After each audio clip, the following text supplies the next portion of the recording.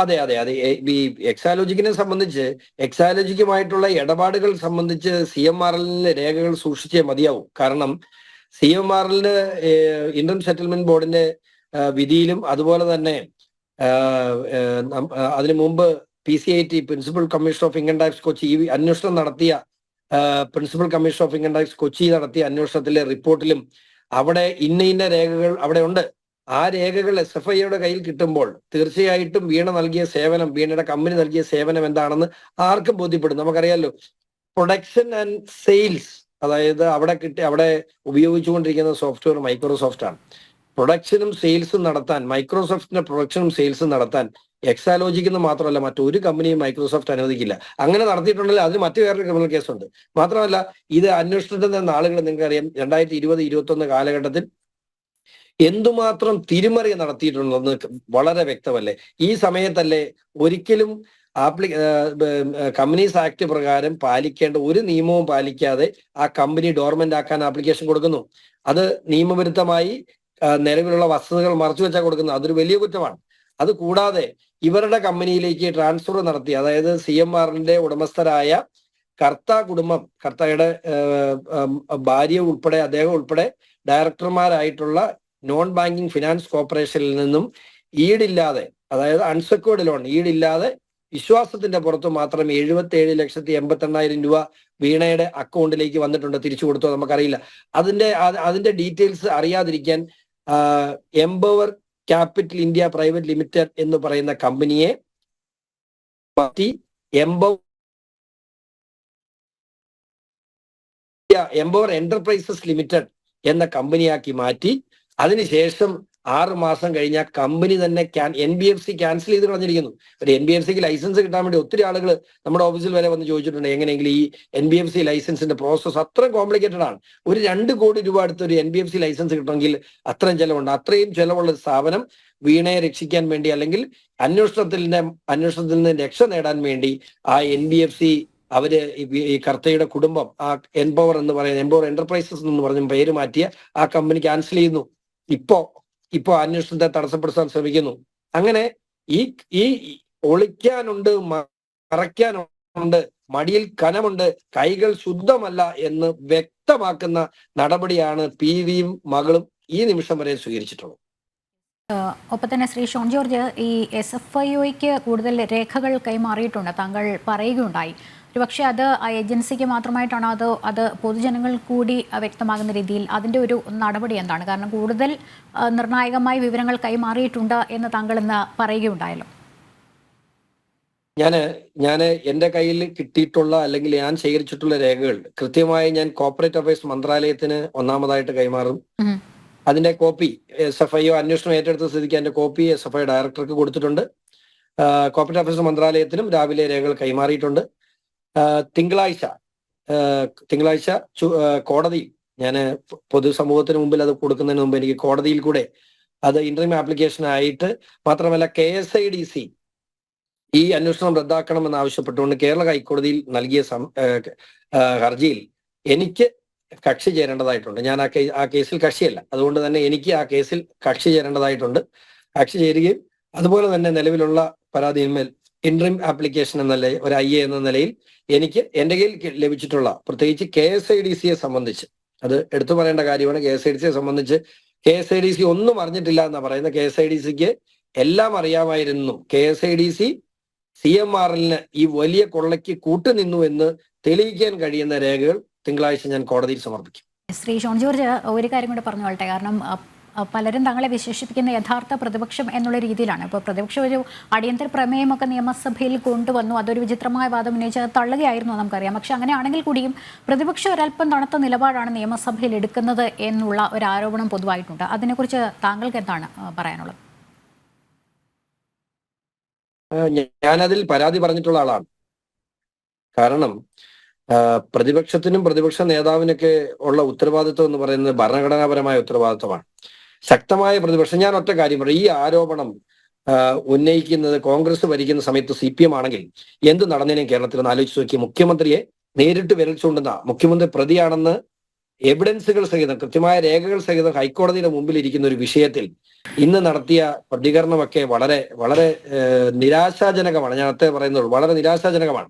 കാരണം ഇന്ന് പ്രതിപക്ഷ നേതാവ് സൂചിപ്പിച്ചു, ഇത് അന്വേഷണം നടക്കട്ടെ, കൈകൾ പരിശുദ്ധമല്ല എന്നൊക്കെ പറയുന്നല്ലാതെ ഇത്രയും കൃത്യമായ എവിഡൻസുകൾ ഉള്ള ഒരു കേസിൽ എന്തുകൊണ്ട് നിയമസഭയ്ക്ക് അകത്തും പുറത്തും ശക്തമായ പ്രതിഷേധത്തിലേക്ക് കടന്നില്ല?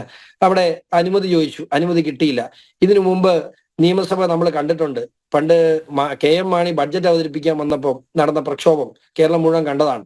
എത്ര വലിയ പ്രക്ഷോഭം അവിടെ ഉണ്ടായി. എന്നാണെങ്കിൽ നിയമസഭ തല്ലിപ്പൊളിക്കണമെന്ന് ഞാൻ പറയില്ല, പക്ഷേ നിയമസഭയിൽ ശക്തമായ പ്രതിഷേധം ഉയർത്താൻ പോലും നിയമസഭയുടെ പ്രതിഷേധത്തിലൂടെ പൊതുസമൂഹത്തെ ഇവിടെ ഞാനൊരു കാര്യം ചോദിച്ചു. കഴിഞ്ഞ ദിവസം ഗോവിന്ദ മാസ്റ്റർ ചോദിച്ചാല് ദേശാഭിമാനിയും കൈരളിയും ഇവിടെ ഇല്ലായിരുന്നെങ്കിൽ ഈ നാട്ടിലെ ആളുകൾ എങ്ങനെ സത്യം അറിയുമായിരുന്നു എന്നൊരു വലിയ കോമഡി കഴിഞ്ഞ ദിവസം അദ്ദേഹം പറഞ്ഞു. അതുപോലെ തന്നെ ഞാനൊരു കാര്യം പറയട്ടെ, ഇവിടെ മാധ്യമങ്ങൾ ഇല്ലായിരുന്നെങ്കിൽ, ഇവിടെ പത്രങ്ങളില്ലായിരുന്നെങ്കിൽ, അത് ദൃശ്യമാധ്യമങ്ങളും പ്രിന്റ് മാധ്യമം ഏത് തന്നെ ആട്ടെ, ഇവിടെ ഇല്ലായിരുന്നെങ്കിൽ ഈ വിഷയം ആരെങ്കിലും അറിയുമോ? കാരണം ഇത് ഏറ്റെടുക്കാൻ മാധ്യമങ്ങൾ ഏറ്റെടുത്തുകൊണ്ട് അവരുടെ മുമ്പിൽ പ്രതികരിക്കാതിരിക്കാൻ മേലാത്തത് കൊണ്ട് മാത്രം പ്രതികരിക്കുന്ന ഒരു പ്രതിപക്ഷത്തെയാണ് എനിക്ക് കാണാൻ കഴിയുന്നത്. ദുഃഖമുണ്ട്. ഇതൊന്നും അല്ല പ്രതിപക്ഷത്തിന്റെ ദൗത്യം എന്ന് മാത്രം പറയുന്നു. യെസ്, ഒപ്പം തന്നെ സ്കൈ 11 ഇൻകോർപ്പറേറ്റ് എന്നൊരു കമ്പനി, അതിനെക്കുറിച്ച് കൂടി താങ്കൾ ചില വിവരങ്ങൾ പുറത്തുവിട്ടുന്നു, കാനഡ ആസ്ഥാനമായിട്ടുള്ള. പക്ഷേ അതിനുശേഷം ഈ വാർത്തയൊക്കെ പുറത്തു വന്നതിന് ശേഷം താങ്കൾ പറഞ്ഞ പോലെയാണ് അതിൻ്റെ ഡയറക്ടർഷിപ്പിലും വിലാസത്തിലും ഒക്കെ തിടുക്കത്തിൽ തിരുത്തൽ നടത്തും എന്നുള്ളത്. പ്രത്യേകിച്ച് അമ്മയുടെ പെൻഷൻ തുക കൊണ്ട് മകൾ ഒരു പക്ഷേ ചെയ്യുന്ന കമ്പനികളാണ് അതങ്ങനെയാണ് അത് പിറവിയെടുക്കുന്നത് എന്നുള്ളതാണ് മുഖ്യമന്ത്രിയുടെ വാദം. അതിനെക്കുറിച്ച് കൂടി, കാരണം ഈ കാനഡ ആസ്ഥാനമായ ഈ സ്കൈ 11 എന്ന കമ്പനി എനിക്ക് എൻ്റെ ഒരു വളരെ അടുത്ത ഒരു IT സുഹൃത്താണ്. ഇങ്ങനെ ഒരു കമ്പനി ഉണ്ടല്ലോ, ആ കമ്പനിയിൽ മാനേജിംഗ് ഡയറക്ടറായി കാണുന്നത് വീണ വിജയനാണ്. എക്സാലോജിക്കിൽ പ്രവർത്തിച്ചുകൊണ്ടിരുന്ന മുഴുവൻ ആളുകളും ആ കമ്പനിയിലുണ്ട്. എക്സാലോജിക്കിന്റെ ലോഗവും ഉൾപ്പെടെയുള്ള കാര്യങ്ങൾ അവിടെ ഉപയോഗിച്ചിട്ടുണ്ട്. ഞാൻ ഇതിനെക്കുറിച്ച് ഞാനും സൈറ്റിൽ കയറി നോക്കി. അതിനുശേഷം IT എക്സ്പെർട്സ് ആയിട്ടുള്ള ഒരാൾ പറയുന്ന മാത്രം കേൾക്കാൻ പാടില്ല. ഇപ്പോഴത്തെ സമയത്ത് എന്തും അങ്ങനെ എന്നെ കണ്ണടച്ച് വിശ്വസിക്കാൻ മേലാത്തത് കൊണ്ട് തന്നെ IT എക്സ്പെർട്സ് ആയിട്ടുള്ള 3-4 ആളുകളുടെ അടുത്ത് ഞാൻ ചോദിച്ചു. അപ്പൊ എനിക്ക് ഇത് അയച്ചു തന്ന ആൾ എൻ്റെ ഒരു സഹോദരനെ പോലെ എനിക്ക് വേണ്ടപ്പെട്ട ആളാണ്. പക്ഷെ എന്നാലും ഇത് ക്ലാരിഫൈ ചെയ്യണമല്ലോ എന്നതുകൊണ്ട് പലർക്കും ഞാൻ അയച്ചു കൊടുത്തപ്പോൾ എനിക്ക് മനസ്സിലായി ഇതെല്ലാം ഇപ്പോൾ സൈറ്റിൽ കൃത്യമായിട്ടുള്ള കാര്യമാണ്. അതുകൊണ്ടാണ് ഞാൻ ആ പേര് മാത്രം, ഞാൻ പ്രത്യേകിച്ചൊന്നും പറഞ്ഞില്ലല്ലോ. ഇങ്ങനെ വീണ്ടും മറ്റൊരു പെൻഷൻ കമ്പനി, ഇത്രമാത്രം പെൻഷൻ ഉണ്ടോ എന്ന് മാത്രമേ ചോദിച്ചുള്ളൂ. കാരണം ആ ടെക്നിക്കൽ സൈഡിൽ ഞാൻ അത്ര വലിയ എക്സ്പെർട്ട് അല്ല. പക്ഷെ ഞാനത് പോസ്റ്റ് ചെയ്തതിന് ശേഷം മലയാളികളാണല്ലോ, എല്ലാം അത്യാവശ്യം വിവരവും വിദ്യാഭ്യാസവും ഒക്കെ ഉള്ള ആളുകളാണല്ലോ നമ്മുടെ ചെറുപ്പക്കാർ. അവരിതെല്ലാം കൃത്യമായി പൊക്കിയെടുത്ത് കൊണ്ടുവന്ന് ഇവിടുത്തെ മാധ്യമങ്ങൾക്കെല്ലാം കൊടുത്തു. അവിടെ ഇന്നലെ ഇന്ന് ഞാൻ ശ്രദ്ധിച്ചൊരു കാര്യം, ഇന്നലെ ആ കമ്പനിയിൽ ഉണ്ടായിരുന്ന മുഴുവൻ പേരുകളും ഇന്ന് ഡിലീറ്റ് ചെയ്യപ്പെട്ടിരിക്കുന്നു. എനിക്ക് ആരും അത് ഏറ്റവും മനസ്സിലാകാത്തൊരു കാര്യം, ഇവർക്ക് ആരാണ് IT രംഗത്ത് ഉപദേശം കൊടുക്കുന്നത് എന്നുള്ളതാണ്. ഇവർ ഇന്നലെ ചെയ്ത കാര്യം ഇന്ന് എഡിറ്റ് റിപ്പോർട്ട് എടുത്താൽ കഴിഞ്ഞ ദിവസം എന്തായിരുന്നു, ഇന്ന് എന്തായിരുന്നു, അവരെങ്ങനെയാണ് എഡിറ്റ് ചെയ്ത് മാറ്റിയെന്ന് കൃത്യമായ റിപ്പോർട്ട് കിട്ടും. ആ റിപ്പോർട്ട് ഇന്ന് പല മാധ്യമങ്ങളും പ്രസിദ്ധീകരിക്കുന്നത് കണ്ടു. അപ്പോ ഇതുകൂട്ട് ഉപദേശം കൊടുക്കുന്നവർ, ഇതുകൂട്ട് ഉപദേശമാണോ മുഖ്യമന്ത്രിക്ക് കിട്ടുന്നത് എന്ന് നമ്മൾ പഠിക്കേണ്ടിയിരിക്കുന്നു. ഇന്നലെ ഉണ്ടായിരുന്ന ഇന്ന് ആ കമ്പനിയുടെ എവിടെയും വീണ വിജയനും എക്സാലോജിക്കും ഇല്ല. ഒറ്റ ദിവസം കൊണ്ട് അപ്രത്യക്ഷമായിരിക്കുന്നു. അപ്പോ എന്തൊക്കെയാണ് ഈ നാട്ടിൽ? ഇത് സത്യം പറഞ്ഞാൽ ഇതൊരു കൊള്ള സങ്കേതമാണ്. ഇനി എവിടെയൊക്കെ ഉണ്ടെന്നും എവിടെയൊക്കെ കമ്പനി തുടങ്ങിയിട്ടുണ്ടെന്നും പെൻഷൻ കാശ് ലോകത്തിന്റെ ഏതൊക്കെ ഭാഗത്തോട്ട് പോയിട്ടുണ്ടെന്നും ഒക്കെ നമുക്ക് അറിയണമെങ്കിൽ ഒത്തിരി അന്വേഷണം നടക്കേണ്ടത്. അത് SFIO പോലും അത് മതിയാവുമോ? ഇന്ത്യയിലുള്ള കാര്യങ്ങളൊക്കെ SFIക്ക് അന്വേഷിക്കാം. വിദേശത്തേക്കൊക്കെ എത്രമാത്രം SFIക്ക് അന്വേഷിക്കാൻ കഴിയും?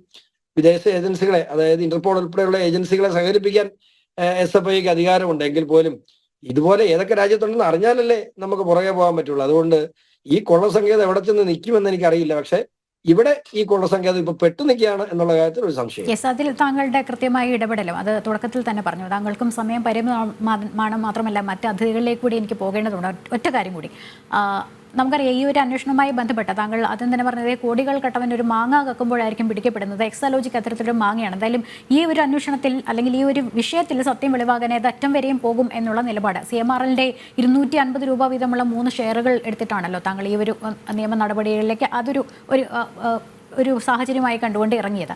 പക്ഷേ പല ആരോപണങ്ങൾ വരുന്നുണ്ട്. അത് തീർച്ചയായിട്ടും അങ്ങനെ ഒരു വിഷയത്തിലേക്ക് ഇറങ്ങുമ്പോൾ നമുക്കറിയാം എത്രത്തോളം വലിയ ആരോപണങ്ങൾ, പ്രത്യേകിച്ച് സംസ്ഥാന സർക്കാരിൻ്റെ ഏറ്റവും അധികാരനായ ഏറ്റവും പ്രമുഖനായ അല്ലെങ്കിൽ അദ്ദേഹത്തിലേക്ക് പാർട്ടി ചുരുങ്ങിക്കൊണ്ടിരിക്കുന്ന ഒരു അവസരത്തിലാണ് പിണറായി വിജയനും മകൾക്കുമെതിരെ താങ്കളുടെ നിയമ നടപടികൾ. അതുകൊണ്ട് തന്നെ പല ഭാഗത്തുനിന്ന് ആരോപണങ്ങൾ വരും.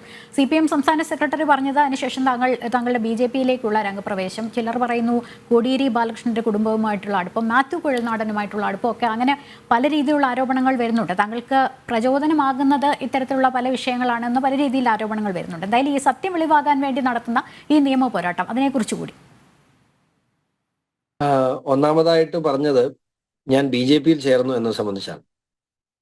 9ാമത്തെ മാസമാണ് കഴിഞ്ഞ വർഷം 2023 9ാം മാസം 23-ാം തീയതിയാണ് ഞാൻ ആദ്യമായിട്ട് പരാതി നൽകുന്നത്. അതിനുശേഷം ഹൈക്കോടതി ഞാൻ റിട്ട് കൊടുക്കുന്ന സമയത്തും ഞാൻ BJP-യുടെ ഭാഗമല്ല. ഞാൻ BJP-യുടെ ഭാഗമായ ജനുവരി 31-ാം തീയതി ഞാൻ മെമ്പർഷിപ്പ് എടുത്ത അന്ന് തന്നെയാണ് SFIയുടെ ഉത്തരവ് വരുന്നത്. അപ്പോൾ എനിക്ക് എൻ്റെ സ്വാധീനത്തിൽ അല്ലെങ്കിൽ ഞാൻ എൻ്റെ രാഷ്ട്രീയത്തിന്റെ ഫലമായി ആണ് ആ ഉത്തരവ് വരുന്നെങ്കിൽ അന്ന് തന്നെ ഞാൻ ആ ഉത്തരവ് വരികാൻ സമ്മതിക്കും. കാരണം എല്ലാവരും സ്വാഭാവികമായിട്ട് ആളുകൾ ചോദിക്കില്ലേ, PC ജോർജും മകനും അതുപോലെ ഞങ്ങളുടെ പാർട്ടിയുടെ ലയന സമ്മേളനവും പ്രഖ്യാപിച്ചത് ഡൽഹിയിൽ വെച്ചാണ്. ആ ഡൽഹിയിൽ വെച്ച് അന്ന് പ്രഖ്യാപിക്കുന്ന അന്ന് തന്നെ SFIയുടെ അന്വേഷണം പ്രഖ്യാപിക്കുമ്പോൾ ഈ ചോദ്യം സ്വാഭാവികമായതുകൊണ്ട് തന്നെ എനിക്ക് ഏതെങ്കിലും സ്വാധീനം ഉണ്ടായിരുന്നെങ്കിൽ, ആ തരത്തിൽ സ്വാധീനം ഉണ്ടെങ്കിൽ ഞാനത് മാറ്റിവെക്കാൻ ആവശ്യപ്പെടുമായിരുന്നു, മാറ്റിവെക്കുമായിരുന്നു. പിന്നെ എന്റെ കേസിനെ സംബന്ധിച്ച് ഞാൻ ഈ പാർട്ടി ലൈനുമായി ബന്ധപ്പെട്ട ചർച്ചകൾ നടക്കുമ്പോൾ ഞാൻ കൃത്യമായി പറഞ്ഞു, ഞാൻ ഈ കേസുമായി മുമ്പോട്ട് പോകുന്ന ഒരു പാർട്ടിയുടെ പേരിലല്ല, ഞാനൊരു വ്യക്തി എന്ന നിലയിലാണ് ഈ കേസ് കൊടുത്തിട്ടുള്ളത്. ഞാൻ അതിനകത്ത് രാഷ്ട്രീയം കലർത്തിയിട്ടില്ല. അപ്പം എനിക്ക് ഈ കേസ് ഏതറ്റം വരെയും മുമ്പോട്ട് പോകാനുള്ള സ്വാതന്ത്ര്യം ഉണ്ടാകണം, അനുമതി ഉണ്ടാകണം. തീർച്ചയായിട്ടും ഈ പാർട്ടിയുടെ ദേശീയ നേതൃത്വം, അതുപോലെ സംസ്ഥാന നേതൃത്വം കേസ് എന്നല്ലെങ്കിൽ ഇപ്പോ ഞാൻ ഇവിടെ BJP-യുടെ ഒരു പ്രതിനിധിയുണ്ട് ഇല്ലേ, ഞാനും BJP-യുടെ 3 രൂപ മെമ്പർഷിപ്പ് ഉള്ള ഒരു സാധാ പ്രവർത്തകനാണ്. പക്ഷെ എന്റെ പേരിന്റെ താഴെ പരാതിക്കാരൻ എന്നാണ് കൊടുക്കണമെന്ന് ഞാൻ ആവശ്യപ്പെട്ടതാ. പരാതിക്കാരൻ എനിക്ക് BJP നോക്കാം, ഞാൻ BJP-യുടെ പ്രതികരിക്കുന്ന BJP-കാരനായ BJP-യുടെ ജില്ലാ പഞ്ചായത്ത് മെമ്പറാണ് ഞാൻ. അപ്പൊ ഞാൻ എന്തുകൊണ്ടാണ് പരാതിക്കാരൻ എന്റെ പേരിന് താഴെ ഒരുപക്ഷെ പരാതിക്കാരൻ എഴുതി വെച്ചിട്ടുണ്ടാവും. അത് എന്തുകൊണ്ടാണ്? ഞാൻ ഈ വിഷയത്തിൽ പരാതിക്കാരനായി തന്നെ നിലനിൽക്കാനാണ് ഞാൻ ആഗ്രഹിക്കുന്നത്. എന്നോട് എന്റെ പാർട്ടിയും പറഞ്ഞിട്ടുള്ളത് ആ വിഷയത്തിൽ ഷോണിന്റെ നിലപാടുകളുമായി മുമ്പോട്ട് പോവുക എന്ന് തന്നെയാണ്.